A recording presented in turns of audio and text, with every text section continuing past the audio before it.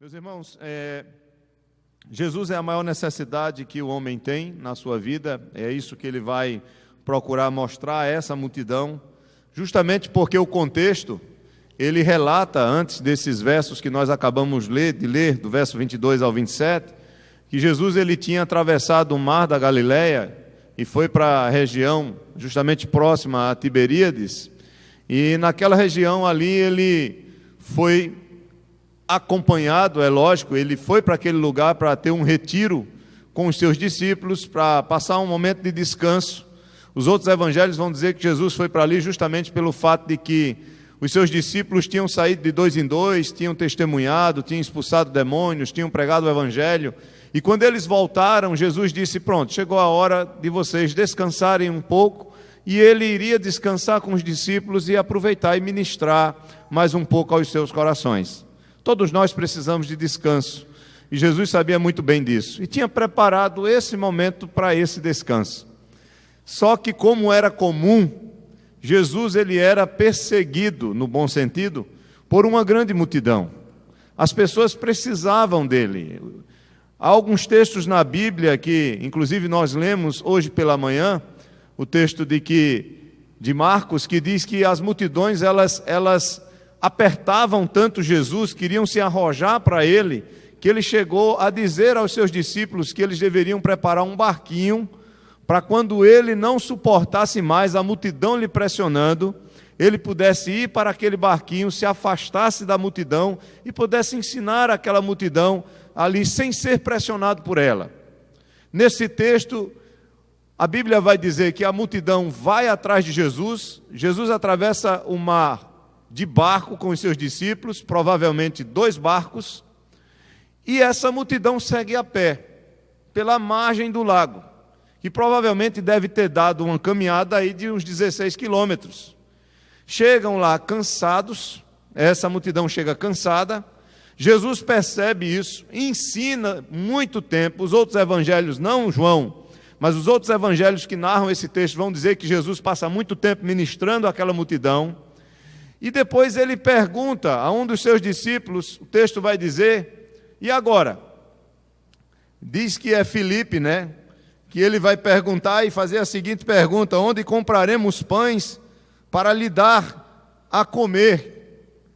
E aí os irmãos conhecem a história, sabem que os discípulos vão dizer: olha, não há dinheiro, nem sequer o texto vai dizer que 200 denários de pão, ou seja, 200 dias de um salário de um trabalhador manual não seria, o braçal, não seria suficiente para comprar pão, para dar um pedaço a cada pessoa que estava ali diante do Senhor. E aí aparece alguém que chega com 5 pães de cevada e 2 peixes. Os irmãos sabem que Jesus multiplica aqueles pães, aqueles peixes, a multidão se alimenta dos pães e dos peixes, e ainda sobra 12 cestos cheios de pedaço. E aquela multidão, depois que vê aquele milagre, fica maravilhada com aquilo que o Senhor fez, e querem fazer dele rei, e evidentemente arrebatá-lo. O texto diz, eles queriam arrebatá-lo, ou seja, levá-lo para Jerusalém e dizer: esse é o nosso rei. Eles clamam: este é o profeta que nós tanto esperávamos, se referindo talvez a Deuteronômio 18, de que Moisés diz que surgirá um profeta semelhante a ele. Jesus é esse profeta, mas o propósito de Jesus não era alimentar fisicamente ou materialmente aquela multidão, aquilo foi uma ocasião de momento. É claro que ele disse: buscar em primeiro lugar o reino de Deus e a sua justiça, que as outras coisas serão acrescentadas, ou seja, o pão e as vestes. Mas foi uma questão circunstancial. Ele não iria estar todos os dias multiplicando pães e peixes, porque esse não era o seu principal propósito, e não é também a nossa maior necessidade. Nós precisamos de pão para sobrevivermos, mas um dia esse pão ele não será suficiente para nos manter vivos. Chegará a nossa morte nesta vida, e pode ter o alimento que for, irmãos, que será incapaz de impedir a nossa morte. Por isso que Jesus vai mostrar a essa multidão que eles precisam olhar mais adiante. Há um alimento que é muito mais precioso do que o alimento material. Há um pão que é muito mais glorioso e muito mais necessário do que esse pão que eles tinham acabado de comer. O texto vai dizer que Jesus, ele não aceita ser aclamado ou arrebatado como rei. Ele sobe para o monte, ele vai orar, ele dá uma ordem a seus discípulos para atravessarem um mar sozinhos, não um mar aberto, né? Ali é um lago, e eles vão para Cafarnaum. Jesus fica sozinho orando, depois os discípulos enfrentam a tempestade, e Jesus vem andando sobre o mar, se encontra com eles, e o barco chega onde deveria chegar tranquilamente, ali na cidade de Cafarnaum. Os evangelhos ainda vão dizer que muitas pessoas vão atrás de Jesus, que ele cura muitos enfermos e expulsa muitos demônios. E agora ele se encontra provavelmente na sinagoga, pelo que nós vimos ali no versículo 59. E a multidão percebe que Jesus não está mais do outro lado, com certeza tinham se fartado, né? Nós sabemos disso, dormiram, no outro dia viram, peraí, eram 2 barcos. Os discípulos foram em um barco porque Jesus ordenou. Jesus ficou aqui, subiu ao monte, foi orar, mas cadê Jesus? Não o vimos passar por nós. Não vimos, o barco dele está ali, então ele não foi de barco. Será que ele foi andando?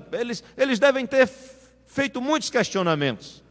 Por isso que quando eles atravessam, chegam esses barcos de Tiberíades, provavelmente de comerciantes que aproveitam a situação para ganhar dinheiro, quando eles chegam do outro lado, eles questionam Jesus. Observem aí no verso 26, aliás, no verso 25.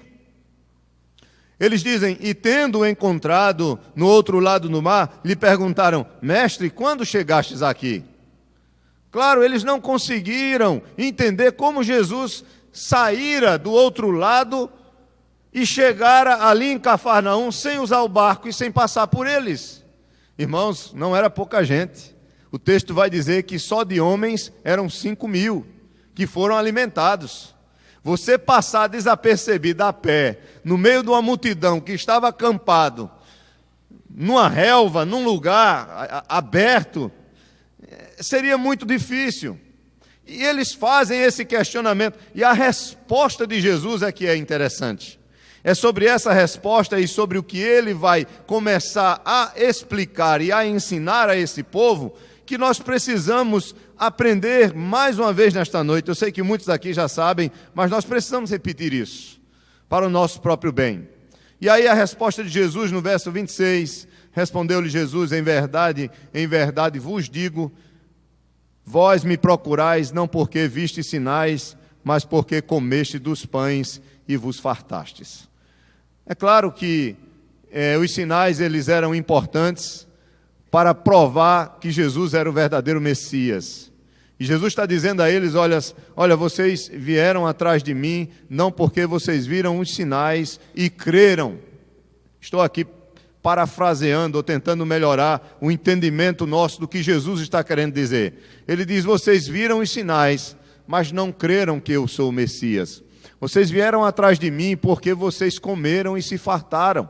Então vocês estão buscando para vocês não um Salvador, não o Messias que havia de vir, mas vocês estão preocupados com o pão e com o peixe que vocês acabaram de comer, e vocês estão interessados em comer novamente. E aí ele vem com a afirmação no verso 27, quando ele diz, trabalhai, não pela comida que perece, mas pela que subsiste para a vida eterna, a qual o Filho do Homem vos dará, porque Deus o Pai o confirmou com o seu selo. A primeira coisa, irmãos, que nós aprendemos aqui, é que trabalhar pela comida material, que Jesus chama aqui a comida que perece, é necessário. Jesus não faz nenhuma crítica sobre isso. Nós precisamos trabalhar, inclusive Gênesis capítulo 3 diz que no suor do nosso rosto nós comeremos o nosso pão. Gênesis 3,19, depois da queda do homem, o homem é expulso do jardim e ele precisa trabalhar pelo seu pão, pelo pão que perece. Mas quando se compara o pão que perece com o pão que desce do céu e dá a vida eterna, então esse trabalhar pelo pão que perece, ele fica muito abaixo. Ele não deve vir jamais como prioridade. Então Jesus ele ensina aqui, olha, que trabalhar pela comida material traz subsistência, mas apenas a subsistência física. Ele vai dizer aqui que essa comida, ou seja, esse pão, não garante a verdadeira vida. Por quê? Porque ele chama trabalhar e não pelo pão que perece. Era isso que acontecia já lá no Antigo Testamento, porque esse povo aqui vai questionar Jesus, eles não criam em Jesus como Messias, o texto vai mostrar isso, e eles vão questionar o que Deus fez através de Moisés no Antigo Testamento em relação ao maná. Se você observar o verso 49 do nosso texto aí, em João 6, Jesus vai dizer: vossos pais comeram o maná no deserto e morreram. Então não há nenhum problema em você trabalhar para granjear o seu pão, em você ter o seu emprego, em você ter o seu salário, em você fazer a sua feira. Há algum problema nisso? Jesus está dizendo: não, nenhum problema. Mas vocês estão equivocados quando vocês vêm atrás de mim pensando nesse pão que perece, me buscando apenas no interesse de alcançar esse pão que perece. Então, a primeira lição que nós aprendemos é que essa comida que ele chama a comida que perece, que é a comida material, que é o pão, usando o pão no sentido genérico para alimento, esse alimento, ele garante apenas a nossa subsistência aqui e até um certo tempo. E ele é resultado do nosso trabalho. Abra em Êxodo, por favor, sua Bíblia em Êxodo, capítulo 16. Deixe marcado aí em João 6 e abra a sua Bíblia em Êxodo. Vamos examinar as Escrituras e vamos ver o que Êxodo 16, verso 4. É o segundo livro do Antigo Testamento. Êxodo 16, verso 4 diz: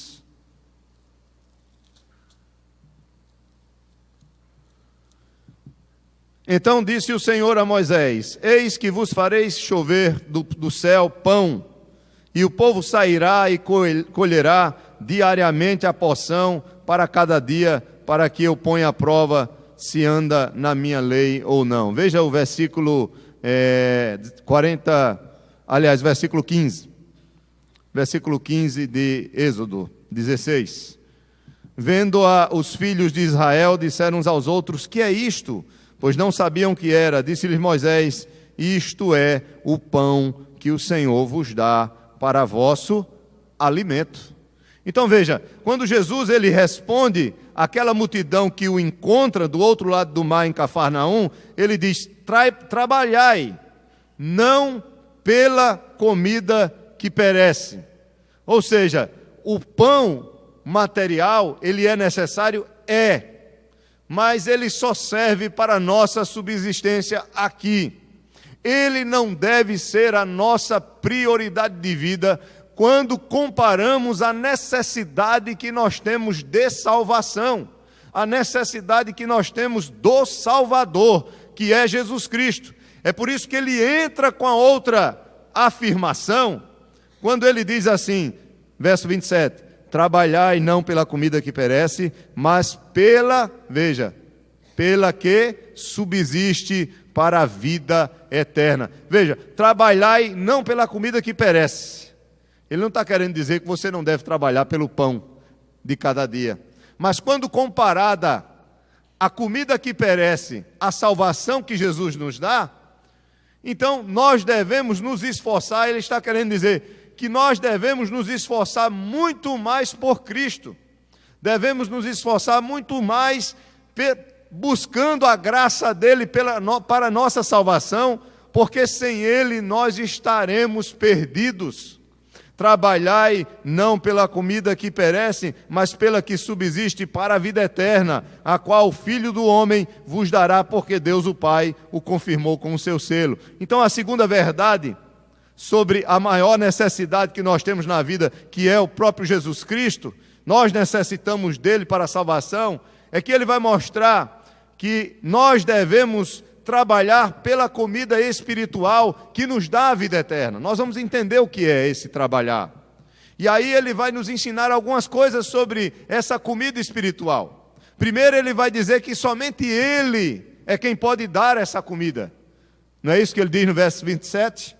Trabalhai não pela comida que perece, mas pela que subsiste para a vida eterna, a qual quem? O Filho do Homem vos dará. Somente Ele é quem pode nos dar dessa comida que subsiste para a eternidade. É a primeira verdade, ou a primeira característica, vamos dizer assim. Na verdade, a primeira característica é que essa comida ela traz a vida eterna, de modo geral. Mas, especificamente, ele começa a dizer, sou eu quem vos dou. Somente eu é quem posso dar esse pão, esse alimento que vai trazer não a vida física, mas a vida eterna. Outra coisa que ele nos ensina está no verso 28. No verso 28 ele diz, aliás, verso 28 e 29, dirigiram-se, pois, a ele perguntando, que faremos para realizar as obras de Deus? Respondeu-lhes Jesus, a obra de Deus é esta, que creais naquele que por ele foi enviado. Então, quando ele diz trabalhai pela comida espiritual que nos dá a vida eterna, ele diz que somente ele pode dar, e aí as pessoas que estavam ouvindo o seu sermão interpretam a sua palavra de forma literal. Bem, se ele diz trabalhai não pela comida que perece, que foi a que nós acabamos de comer, eles não tinham sido alimentados, os pães não tinham sido multiplicados, eles não tinham ficado de barriga cheia no dia anterior, mas pela comida que existe para a eternidade. Então eles começaram a interpretar de modo errado o ensino de Jesus e a pensar da seguinte forma, bem, é possível que nós possamos fazer alguma coisa para comer desta comida que somente Ele pode dar, para termos a vida eterna. E aí eles vão perguntar justamente, no verso 28, qual é o trabalho que a gente tem que fazer? Veja que eles dizem, que faremos para realizar as obras de Deus? Veja, se nós temos que trabalhar pela comida que subsiste para a eternidade, que trabalho é esse? Eles achavam que era pelas suas próprias obras que o homem pode alcançar a subsistência ou a existência eterna. E aí Jesus mais uma vez vai dizer que é impossível ao homem conquistar essa comida pelo seu próprio esforço ou pelo seu próprio trabalho. Ele dá essa resposta justamente nos próximos versículos. No verso 29, quando ele diz, a obra de Deus, ou a obra que vocês devem fazer, é o quê? Crer naquele que por ele foi enviado. O qual no verso 27 ele já tinha dito que Deus tinha confirmado ele com o seu selo. No capítulo 5 de João, quando ele está pregando para os judeus que são incrédulos, na Judéia, ele vai dizer que João deu testemunho dele, mas há outro que dá testemunho dele, que é muito maior, que é o próprio Deus. Quando ele vai dizer as obras que eu faço, é Deus fazendo através de mim. E quando ele faz através de mim, ele está testemunhando que eu sou um com ele, e que eu sou verdadeiramente aquele que foi enviado por ele para realizar a obra que ele quis que eu realizasse. Então ele prova isso no capítulo 5. E mais uma vez ele está dizendo a essa multidão, não há obra que eu e você possamos fazer para sermos salvos. Não há possibilidade nenhuma de eu e você lutarmos para alcançarmos pelo nosso próprio esforço a nossa salvação e a vida eterna. Somente o Filho pode dar. E a única obra que nós devemos fazer é receber esse Filho por meio da fé. É crer nele como o nosso Salvador, como aquele que veio justamente dar a sua vida em nosso favor. Nós vamos ver isso mais adiante, que é a terceira verdade que ele vai nos ensinar aqui. Antes eu queria que você lesse comigo o verso 47. Veja o que diz o verso 47 do nosso texto, João 6. Em verdade vos digo, quem crê em mim tem o quê? Vocês estão fazendo a relação? Ele usa comida como uma metáfora, mas ele vai dizer que comer essa comida é crer nele. E é justamente esse o terceiro ponto que ele vai começar a explicar, ou a terceira verdade, que o texto vai começar a discorrer, que o Senhor vai começar a falar agora no seu sermão, que eu coloquei como uma pergunta aqui para ficar mais fácil para nós. Qual o significado dessa comida espiritual que Jesus fala? Bem, pelo menos duas coisas ele vai dizer aqui. Primeiro, que essa comida é dada por Deus e ela é dada do céu ao mundo. Continue lendo comigo a partir do verso 30, do capítulo 6. Então lhe disseram eles: que sinal fazes para que o vejamos e creiamos em ti? Quais são os teus feitos? Veja, ele tinha acabado de multiplicar os pães. E o povo era tão incrédulo que estava dizendo: quais são os sinais que tu fazes? Porque eles vão fazer uma comparação entre Jesus e Moisés aqui. E eles vão dizer: olha, Moisés ele deu pão do céu, mas tu multiplicastes o pão aqui na terra. Vocês estão entendendo? Veja como eram incrédulos. Eles tinham comido pão e peixe. E eles estão dizendo: que sinais? Jesus tinha acabado de dizer: vocês viram os sinais, mas vieram atrás de mim porque comeram o pão e se fartaram. Então eles não creram em nenhum momento e ainda não criam que ele era o Messias. Quais são os teus feitos? Verso 31. Nossos pais, aí eles vão citar o Antigo Testamento. Nossos pais comeram o maná no deserto, como está escrito. Nós acabamos de ler, né? Em Êxodo 16. Deu-lhes a comer pão do céu. Replicou-lhe Jesus: em verdade vos digo, não foi Moisés quem vos deu o pão do céu. O verdadeiro pão do céu é meu Pai quem vos dá. E o verso 33 diz: porque o pão de Deus é o que desce do céu e dá a vida ao mundo. Então prestem atenção, uma característica dessa comida espiritual é que ela é dada por Deus do céu ao mundo para gerar vida no mundo. E aí vem a outra afirmação para completar, que está no versículo 34 e 35. Quando o povo vai perguntar, então lhe disseram: Senhor, dá-nos sempre desse pão. Eles sempre interpretando literalmente.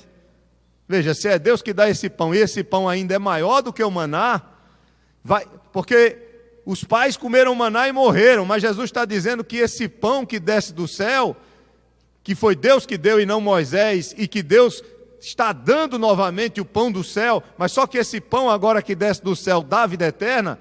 Esse povo aqui diz: a gente quer esse pão, dá-nos desse pão. E aí Jesus Cristo no verso 45 diz: declarou-lhes, pois Jesus: eu sou o pão da vida. O que vem a mim jamais terá fome.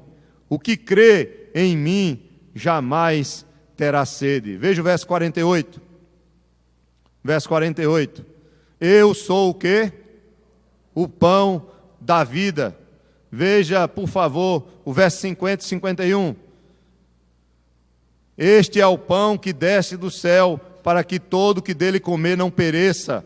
51. Eu sou o pão vivo que desceu do céu. Se alguém dele comer, viverá eternamente. E o pão que eu darei pela vida do mundo é a minha carne. Vocês estão entendendo que ele está cada vez mais aprofundando a mensagem sobre esse alimento espiritual? Primeiro, nós devemos ter como prioridade não o trabalho pelo pão que perece, mas crermos em Jesus Cristo como nosso Salvador, porque essa é a nossa maior necessidade.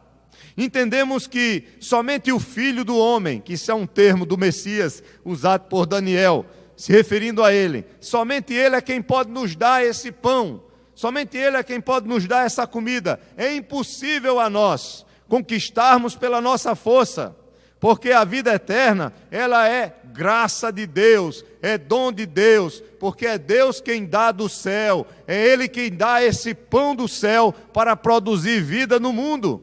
E qual é o significado desse pão ou dessa comida espiritual? Sim, é dada por Deus? É, mas essa comida espiritual é o próprio Jesus Cristo. Ele é o pão que nós mais necessitamos, é o alimento que nós mais precisamos. É com esse alimento que nós poderemos, ou somente com esse alimento, que nós poderemos viver eternamente. E aí, irmãos, ele diz algo interessante aqui, que eu gostaria que você prestasse bem atenção, no versículo 51, quando ele diz: eu sou o pão vivo que desceu do céu. se alguém dele comer, viverá eternamente, e o pão que eu darei pela vida do mundo é a minha carne.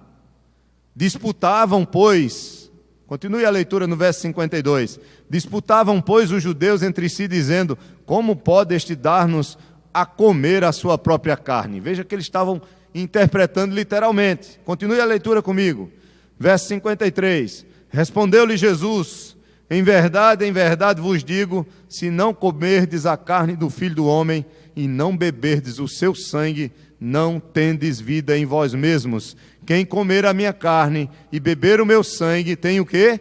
A vida eterna, e eu o ressuscitarei no último dia. O último dia, no capítulo 5, nós vamos ver que é o dia do juízo, que ele diz que haverá ressurreição, uns para a vida e outros para a morte. Eu não vou entrar em detalhes nessa questão de juízo. Mas veja, ele diz que tem que comer da sua carne e tem que beber do seu sangue. E a minha pergunta agora é, a nossa quarta verdade, que é comer essa comida, que é comer Jesus Cristo, comer da sua carne, tomar do seu sangue ou beber do seu sangue. A minha pergunta é, o que significa comer da sua carne e beber do seu sangue? O que é que ele está querendo dizer aqui? Veja que ele está apontando agora que esse pão que desce do céu, ele desce com um propósito. Qual é o propósito? Dar vida ao mundo. Mas nem todo mundo terá a vida que é dada por esse pão. Somente aqueles que o quê? Que comerem desse pão.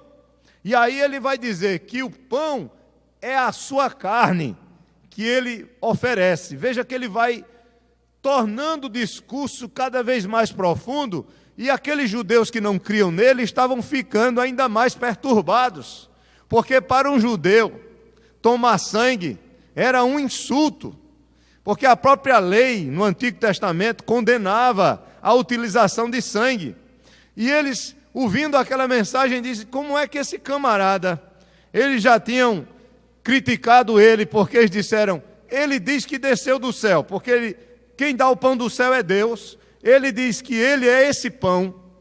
Nós conhecemos a sua família, que é o que vai estar escrito aqui no verso 41, mas nós não precisamos ler.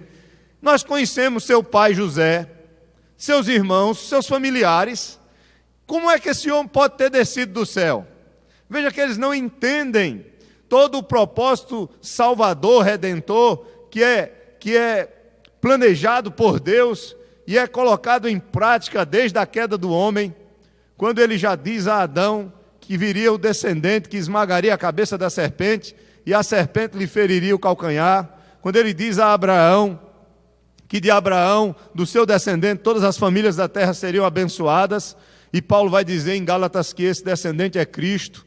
Quando durante toda a história do Antigo Testamento nós vemos Deus preparando um povo e preparando um mundo para que no tempo determinado por Ele chegasse o Salvador, Jesus Cristo, homem nascido de mulher e debaixo da lei, Ele vem, cumpre a lei, Ele assume a nossa culpa, Ele morre em nosso favor e Ele diz, aquele que comer da minha carne e beber do meu sangue tem a vida eterna. O que significa isso, irmãos? Significa ir a Ele, crer nele como o único Salvador. Beber da sua carne, beber do seu sangue, comer da sua carne, significa crer no seu sacrifício por nós. Você não pode dizer apenas, Ele é o pão que desceu do céu, eu preciso me alimentar de Cristo. Mas o que é se alimentar de Cristo? É ter uma compreensão certa do seu sacrifício por nós. É ter uma compreensão bíblica, correta, do seu propósito em vir ao mundo, que é justamente seu corpo ser partido, que é representado pelo pão, e seu sangue ser derramado, que é representado pelo vinho. Por isso que ele vai dizer, aquele que comer da minha carne e beber do meu sangue, ou seja, quem crê no meu sacrifício tem a vida eterna, que é isso que ele vai fazer alguns meses depois desse discurso. Então, o que significa comer essa comida? É ir a Cristo e crer nele como único Salvador. No verso 35, No capítulo 6, Jesus diz: eu sou o pão da vida, o que vem a mim jamais terá fome, o que crê em mim jamais terá sede. Agora tem outra questão. Para você ir a Cristo e crer nele, como eu já havia dito antes, não depende da sua própria força, porque o próprio Jesus vai dizer: vocês não creem, porque só pode vir a mim aqueles que o Pai me der. E aí eu gostaria que você lesse comigo, por favor, o versículo 37 do nosso texto, do verso 6. Veja o 36, que ele vai revelar o coração daquelas pessoas, quando ele diz que eles não creem. Verso 36, Jesus diz: porém eu já vos disse que, embora me tenhais visto, não credes. Verso 37, todo aquele que o Pai me dá, esse virá a mim. Veja, só come essa comida espiritual quem crê nele. Só come da sua carne e bebe do seu sangue quem vai a ele e crê no seu sacrifício. Mas agora ele começa a dizer que isso só é possível se o Pai levar essa pessoa a crer no Filho. Entra com certeza a doutrina da predestinação, da eleição aqui. Só é possível crer em Cristo aqueles que o Pai conduz a ele. E aqui, irmãos, nós vamos ainda aprender uma outra verdade. Quando ele diz aqui: todo aquele, verso 37, que o Pai me dá, esse virá a mim, e o que vem a mim, de modo nenhum lançarei fora. Verso 38, porque eu desci do céu, não para fazer a minha própria vontade, e sim a vontade daquele que me enviou. E a vontade de quem me enviou é esta: que nenhum eu perca, a doutrina da perseverança dos santos, nenhum eu perca de todos os que me deu, pelo contrário, eu ressuscitarei no último dia. De fato, a vontade de meu Pai é que todo homem que vir o Filho e nele crê, tenha vida eterna, e eu o ressuscitarei no último dia. Que maravilha, irmãos! Comer da carne e beber do sangue é crer nele, é ir a ele, é recebê-lo pela fé, é crer no seu sacrifício em nosso favor, é entender que nós estamos perdidos se não tivermos Cristo como nosso alimento, se não tivermos Cristo como aquele que supre a nossa maior necessidade, que é a necessidade de salvação, porque nós somos pecadores e sem o intermédio de Cristo nós estamos debaixo do juízo de Deus. Então, se nós não compreendermos isso e não formos levados por Deus até Ele, nós estaremos perdidos, porque nós ficaremos apenas com um pão que perece, e não com um pão que subsiste para a vida eterna. E aí você diz: e agora, pastor? Se é Deus quem envia, e se Deus não me enviar? Aí você está frito. E aí, o que é que eu tenho que fazer? Se você está aqui nesta noite e está ouvindo essa mensagem, clame ao Senhor que tenha misericórdia da sua vida.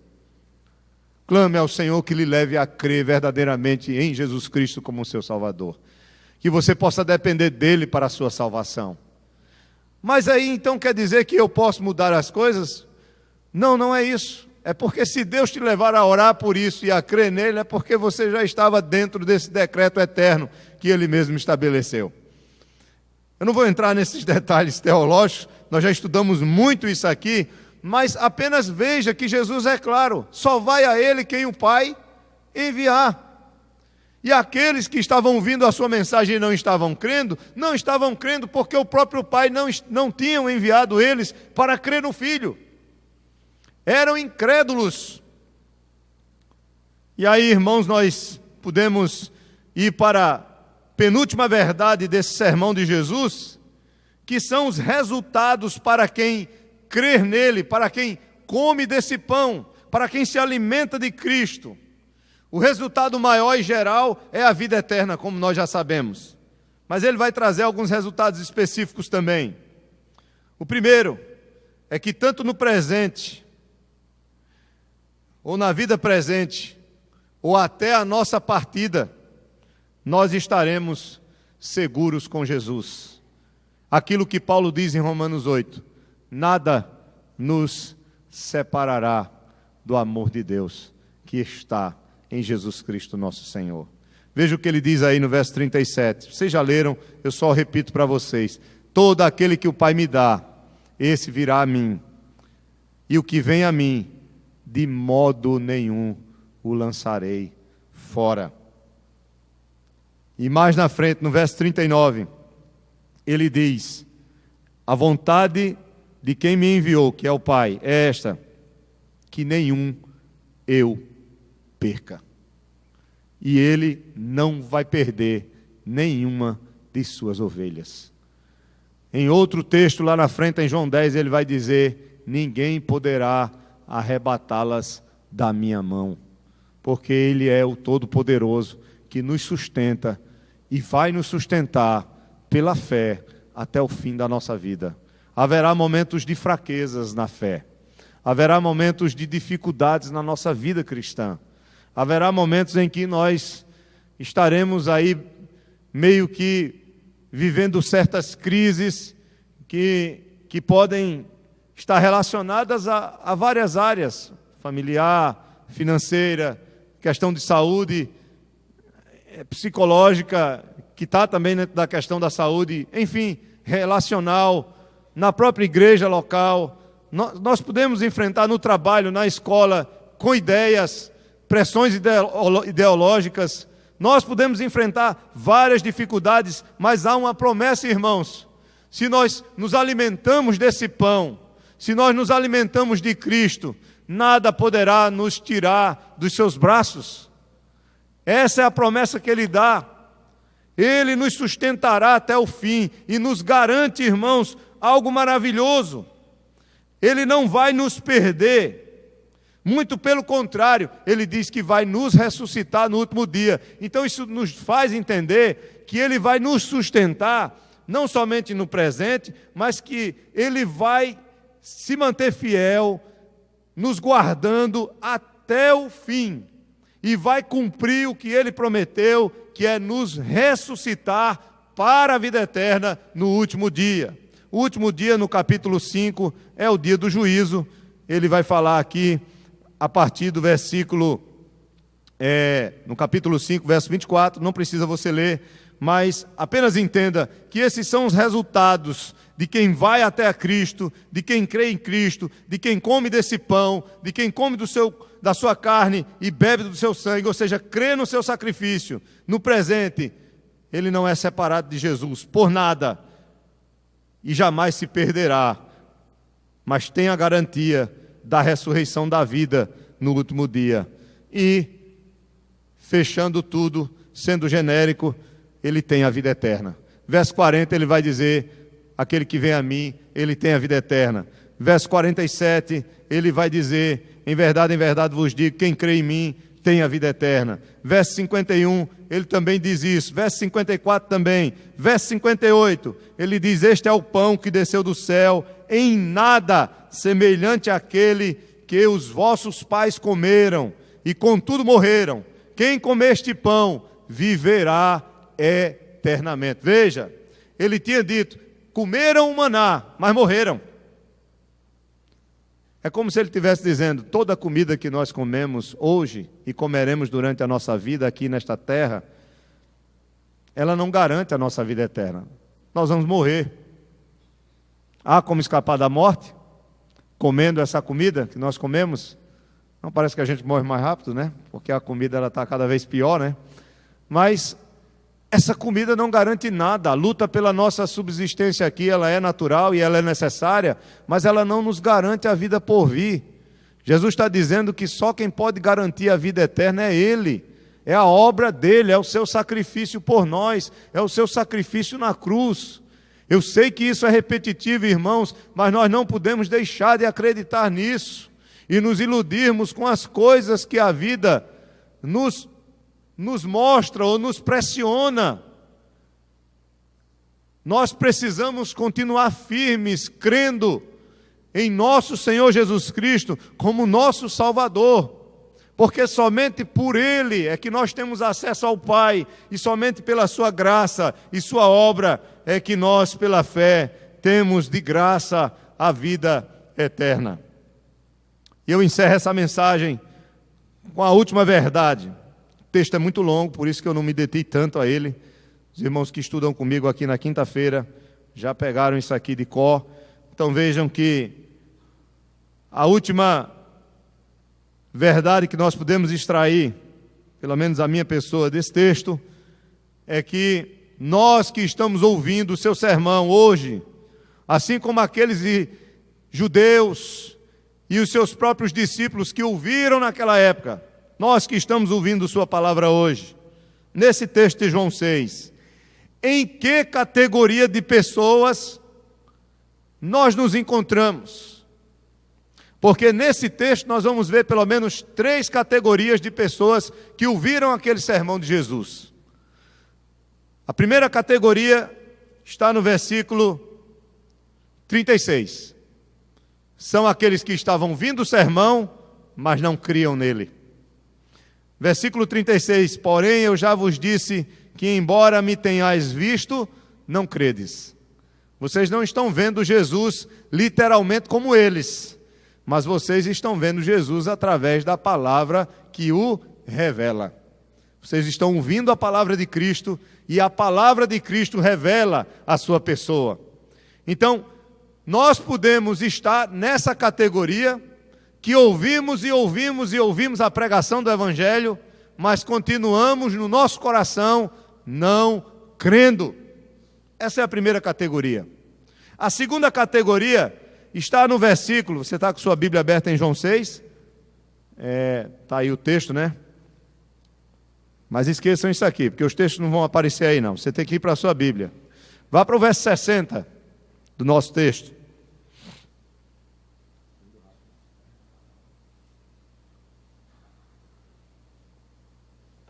Verso 60. Veja, muitos dos seus, o quê? Então agora nós estamos falando dos discípulos. Essa é a segunda categoria. A primeira eram os judeus que não criam. Agora nós estamos vendo que no meio daquela multidão que ouvia a mensagem de Jesus na sinagoga, havia muitos discípulos. Isso quer dizer, muitas pessoas que já seguiam ele há algum tempo. Que não era a primeira vez que estavam ouvindo o sermão dele, ou vendo suas maravilhas. Continue a leitura comigo a partir do verso 60.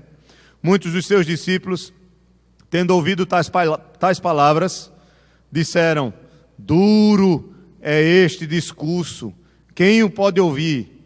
Mas Jesus, sabendo por si mesmo que eles murmuravam a respeito de suas palavras, interpelou-os da seguinte forma, isto vos escandaliza? Ou seja, isso que eu tenho falado, comer da minha carne, beber do meu sangue, que eu sou o pão que desceu do céu, que somente por meio de mim é que há a vida eterna, isso leva vocês a pecar, isso vos escandaliza. A palavra escândalo, no original ela significa isso, algo que te leve a pecar. Então isso leva vocês a pecarem, porque se eles estavam ouvindo essa mensagem, se diziam discípulos e não acreditavam, eles estavam o quê? Pecando. E aí Jesus diz, isso vos escandaliza? Verso 62, que será, pois, se virdes o Filho do Homem subir para o lugar onde primeiro estava? Se eles não acreditavam que ele tinha descido do céu, ele está dizendo, e o que é que vai acontecer se vocês viram o Filho do Homem subindo? Porque ele vai subir na frente de muita gente. Mas infelizmente esses aqui não vão ver. Porque só vão ver ele subindo aqueles que estavam do lado dele, quando ele tinha ressuscitado e estava partindo, tinha dado seu último discurso, e a Bíblia diz que ele começou a subir, a ser assunto ao céu, e os anjos disseram aos seus discípulos, da mesma forma que vocês estão vendo ele subindo, também o virão descendo sobre as nuvens. Está em Atos capítulo 1. Então vejam, ele diz, se é difícil para vocês crerem que eu desci do céu, imaginem se vocês verem o Filho do Homem subindo. Versículo 63, o Espírito é o que vivifica, a carne para nada aproveita. As palavras que eu vos tenho dito são Espírito e são vida. Então ele está dizendo que a verdadeira fé nele só é possível por intermédio da sua própria palavra, porque a sua palavra, quando desce ao coração do homem, ela gera vida. Se ela chega somente aos ouvidos, ela não produz nada. Mas se ela chega ao coração, ela pode produzir uma nova vida. E aí ele continua dizendo, contudo há, agora para os discípulos, viu? há descrentes entre vós. Pois Jesus sabia desde o princípio quais eram os que não criam e quem o havia de trair. Ou vocês acham que Jesus não nos conhece? Estamos aqui nesta noite e Ele conhece os nossos corações. Ele sabe aqui de nós quem realmente crê e quem não crê nele. Ele sabe quem está atrás dele somente pelo pão que perece e quem está atrás dele porque sabe que sem ele estará perdido. Ele sabe quais são seus verdadeiros discípulos. Não se enganem, irmãos, porque nós não podemos enganá-lo. Ele é aquele que sonda os seus olhos, como diz Apocalipse, são como chama de fogo, ou seja, ele consegue penetrar o mais profundo do nosso ser e sondar a nossa alma. Então eu tenho um primeiro grupo, que são os descrentes. Eu tenho um segundo grupo, que são discípulos, mas são discípulos descrentes. E aí ele continua dizendo, no verso 65, e prosseguiu: por causa disto é que vos tenho dito, ninguém pode vir a mim. Olha só, olha a repetição. Ninguém pode vir a mim, se pelo Pai não lhe for o quê? Concedido. Ore, meu irmão, e peça a Deus: Senhor, não permita que eu não creia, mas me leve cada vez mais a crer no Teu Filho como meu Salvador. Não me deixe fora dessa salvação. Clamo por isso. Clamo por isso. Verso 66 diz: à vista disso, muitos dos seus discípulos o abandonaram e já não andavam com ele. Então a primeira categoria são os descrentes mesmo, que não criam. A segunda categoria são aqueles que faziam parte do círculo maior de discípulos de Jesus, mas que depois desse sermão esclarecedor sobre a salvação, eles voltaram atrás, abandonaram Jesus, e o texto é claro, significa que eles abandonaram mesmo para não voltar mais atrás. Abandonaram e jamais não andavam com ele, deixaram o Senhor e disseram: esse aí eu não quero mais como meu mestre. Quantos têm ficado no caminho?